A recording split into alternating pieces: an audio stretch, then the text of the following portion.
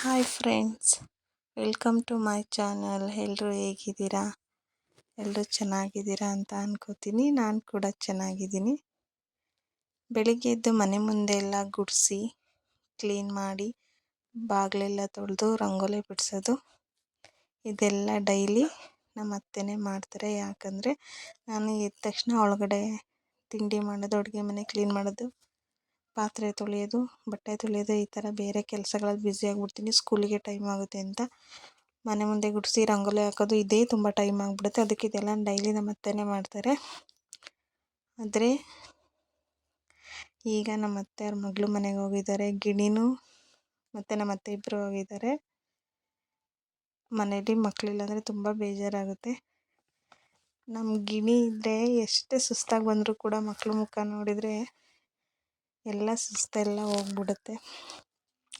ಆದರೆ ಈಗ ಅಜ್ಜಿ ಮೊಮ್ಮಗಳು ಇಬ್ಬರು ಅವ್ರ ಅತ್ತೆ ಮನೆಗೆ ಸ್ವಲ್ಪ ದಿನ ಇದ್ದು ಬರೋಕ್ಕೆ ಹೋಗಿದ್ದಾರೆ.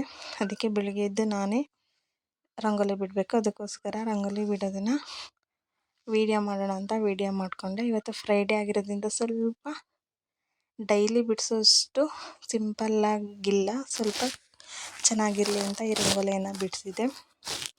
ರಂಗೋಲಿ ಹೇಗಿದೆ ಅಂತ ಕಮೆಂಟ್ ಮಾಡಿ. ಇಷ್ಟ ಆದರೆ ಲೈಕ್ ಮಾಡಿ, ನನ್ನ ಚಾನಲನ್ನು ಸಬ್ಸ್ಕ್ರೈಬ್ ಮಾಡಿ. Thank you.